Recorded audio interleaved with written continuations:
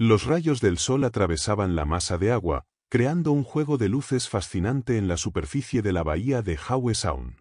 Mark Anderson, al sumergirse en las frías aguas frente a la costa de la Columbia Británica, no sospechaba que aquel día de septiembre cambiaría su vida para siempre. Tenía más de 10 años de experiencia en buceo, cientos de inmersiones y miles de fotografías del mundo submarino, pero nada podía prepararlo para lo que estaba a punto de vivir. La visibilidad era excepcional, unos 30 metros, y aunque el agua estaba fría, apenas 12 grados, era sorprendentemente clara. Mark avanzaba lentamente entre los bosques de algas pardas, enfocando su cámara en las coloridas estrellas de mar que cubrían el fondo rocoso. Su atención fue atraída por un pequeño grupo de pepinos de mar, y decidió hacer unas tomas en macro. Fue entonces cuando lo sintió, un leve cambio en la corriente del agua. Algo grande se movía cerca. Mark giró lentamente, esperando ver una foca curiosa o quizás una orca joven, visitantes comunes en esas aguas. Pero lo que vio lo dejó paralizado. Un joven rorcual jorobado, de no más de 4 metros de largo, nadaba a solo unos metros de él. Sus movimientos eran extraños, nada parecidos al comportamiento típico de esos majestuosos animales. El vallenato se movía a tirones, girando la cabeza constantemente hacia el buzo, como si quisiera asegurarse de que lo seguía. Sus ojos pequeños, pero sorprendentemente expresivos para una criatura tan enorme, parecían reflejar al mismo tiempo angustia y súplica. Mark contuvo la respiración y encendió la cámara. Tener un encuentro tan cercano con una ballena salvaje era algo increíble. Pero el animal no parecía interesado en la grabación. Nadaba hacia él, casi rozándolo con su aleta pectoral, luego se apartaba bruscamente, describía un amplio arco y regresaba de nuevo. Esto se repitió varias veces, y con cada intento se hacía más evidente, el vallenato quería comunicarle algo. Tras el quinto o sexto movimiento, el pequeño cambió bruscamente de dirección y nadó con determinación hacia un punto. Después de unos 20 metros, se detuvo y miró hacia atrás, como esperando comprobar si el buzo lo seguía. Mark dudó. Seguir a un animal salvaje hacia aguas abiertas podía ser peligroso, pero había algo en el comportamiento del vallenato, una mezcla de insistencia y desesperación, que lo impulsó a tomar una decisión. Revisó su manómetro y su brújula, y comenzó a seguir a su inusual guía. Se movieron hacia el noreste, alejándose poco a poco de la costa. La profundidad aumentaba, la luz solar se volvía cada vez más tenue. Cada 30 o 40 metros, el vallenato se detenía, como dándole tiempo al buzo para alcanzarlo. Después de recorrer más de 500 metros, llegaron a un pequeño valle submarino. Allí, a poca profundidad, Mark vio algo que hizo que su sangre se helara. Un enorme rorcual jorobado adulto, de al menos 14 metros de largo, flotaba casi inmóvil en la columna de agua.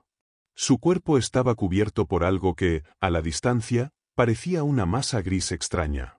Al acercarse, Mark comprendió que eran percebes marinos, bálanos.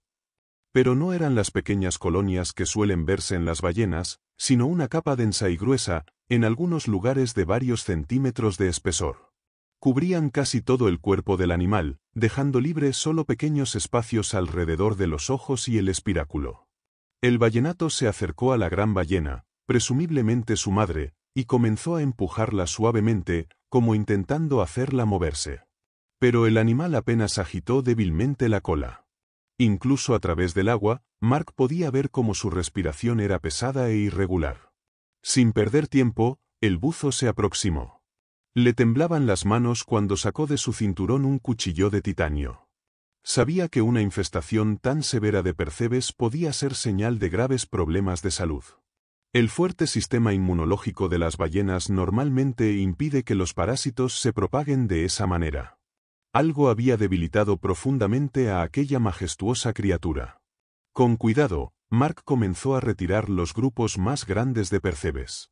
Era una tarea ardua y delicada, debía actuar con precisión para no dañar la piel del animal, pero aplicar la fuerza suficiente para desprender a los parásitos adheridos con firmeza.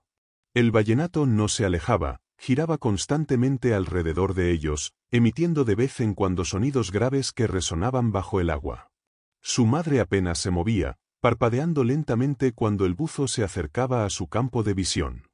Después de media hora de trabajo, Mark había limpiado un área del tamaño de una mesa de comedor. Pero era una gota en el océano, los percebes cubrían casi todo el cuerpo de la ballena. Era evidente que él solo no podría lograrlo. Además, el manómetro indicaba que el aire en el tanque estaba por agotarse. Ascendió rápidamente a la superficie, tratando de memorizar la ubicación exacta. Ya en el bote, tomó la radio y contactó con el servicio de rescate de mamíferos marinos. Su voz temblaba de emoción mientras describía la situación al operador. Habla Mark Anderson, buzo certificado. Estoy aproximadamente a 1 milla al noreste de la entrada de Howe Sound. He encontrado una ballena jorobada adulta en estado crítico. Su cuerpo está casi completamente cubierto de percebes, el animal apenas se mueve. Hay una cría junto a ella. Por suerte, al otro lado de la línea respondió un especialista experimentado. Hizo varias preguntas sobre el estado del animal, su tamaño aproximado y la profundidad a la que se encontraba. Luego informó que un equipo de rescate llegaría en menos de 1 hora. Esa hora le pareció eterna a Mark. De vez en cuando se sumergía con la máscara para asegurarse de que las ballenas seguían allí. El ballenato, al parecer comprendiendo que la ayuda estaba en camino, dejó de moverse de un lado a otro y permaneció junto a su madre, acariciándola con la aleta. El barco especializado del Servicio de Rescate de Mamíferos Marinos apareció en el horizonte exactamente 53 minutos después. A bordo iban 6 personas, 2 veterinarios especializados en fauna marina, 3 rescatistas y un experto en comportamiento de cetáceos. Tras evaluar la situación, el equipo comenzó a trabajar de inmediato. 2 buzos descendieron con equipo especial para eliminar percebes. Sus herramientas eran mucho más efectivas que el cuchillo de Mark. Usaban raspadores hidráulicos diseñados para retirar los parásitos sin dañar la piel del animal. El trabajo avanzaba lentamente pero con precisión. Cada hora, los buzos se turnaban para no agotar el aire de sus tanques. Mark, con permiso del jefe de operaciones, se unió al equipo y ayudó en lo que pudo.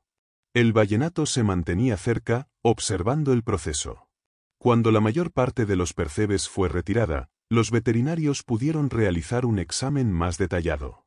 Lo que descubrieron los preocupó seriamente. Notaron una pequeña hinchazón en el costado de la ballena, algo inusual en la especie. Una ecografía submarina con equipo portátil reveló la presencia de un cuerpo extraño en su estómago. Después de una breve deliberación, se tomó la decisión de trasladar de inmediato a la ballena al centro de rehabilitación de mamíferos marinos más cercano.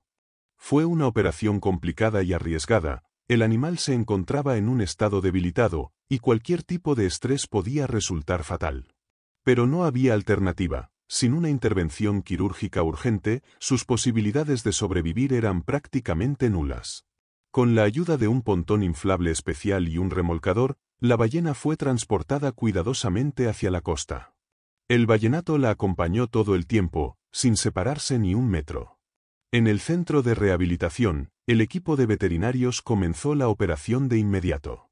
Lo que extrajeron del estómago de la ballena dejó a todos en shock. Era un gran trozo de red de pesca industrial, empapado en productos químicos tóxicos.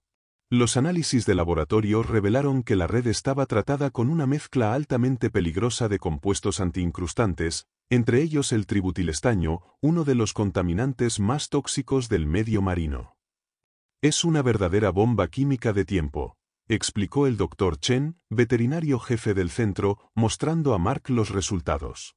Cuando la ballena tragó ese trozo de red, los químicos comenzaron a disolverse lentamente en su jugo gástrico.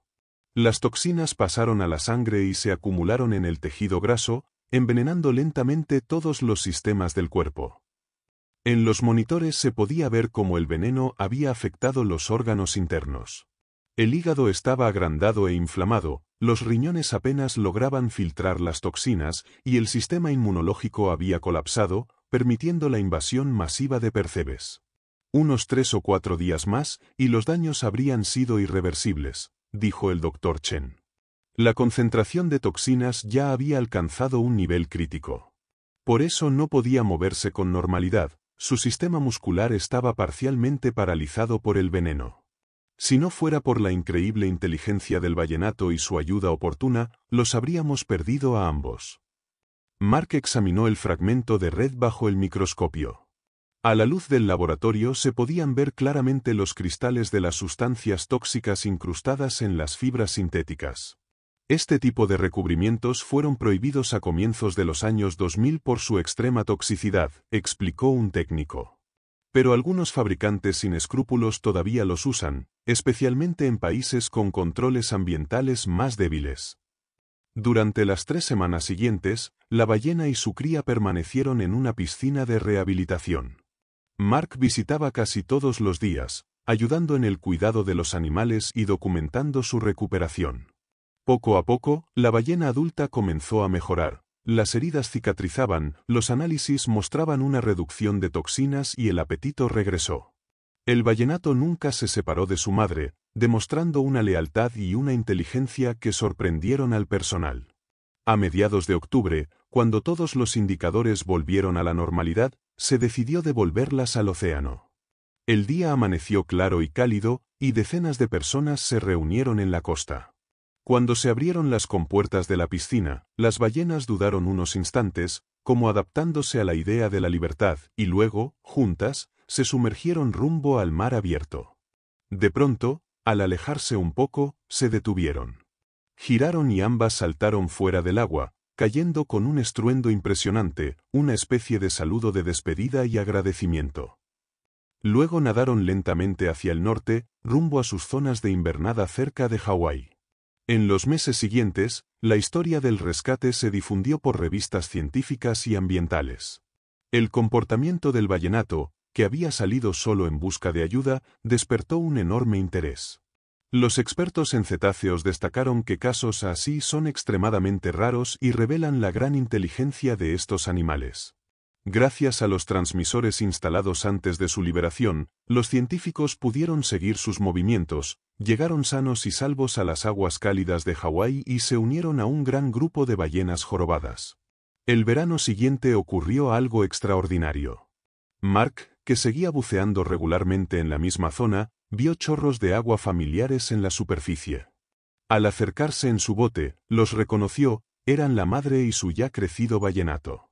Se veían sanos y fuertes. En el costado de la madre quedaba solo una pequeña cicatriz, recuerdo de la operación. Pasaron casi 1 hora cerca del bote, permitiendo que Mark los fotografiara.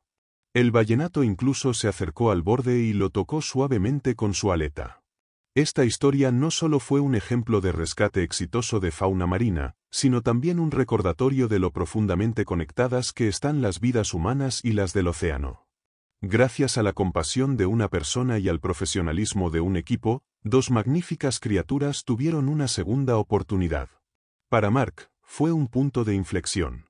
Dejó su antiguo trabajo y se dedicó por completo a la protección de los mamíferos marinos, uniéndose al mismo centro que ayudó a salvar a las ballenas. Ahora participa regularmente en operaciones de rescate, ayudando a otros habitantes del mar en peligro. Las fotos y vídeos que capturó se convirtieron en parte de programas educativos sobre la conservación marina, inspirando conciencia sobre la contaminación oceánica y mostrando el daño que los desechos humanos pueden causar. Cada año, cuando las ballenas jorobadas regresan a las aguas de la Columbia Británica, Mark sale al mar con la esperanza de volver a encontrarlas. Y aunque sabe que las probabilidades son pequeñas, nunca pierde la fe. Porque esta historia le enseñó algo: los milagros existen, sobre todo cuando los protagonizan criaturas tan asombrosas como las ballenas jorobadas.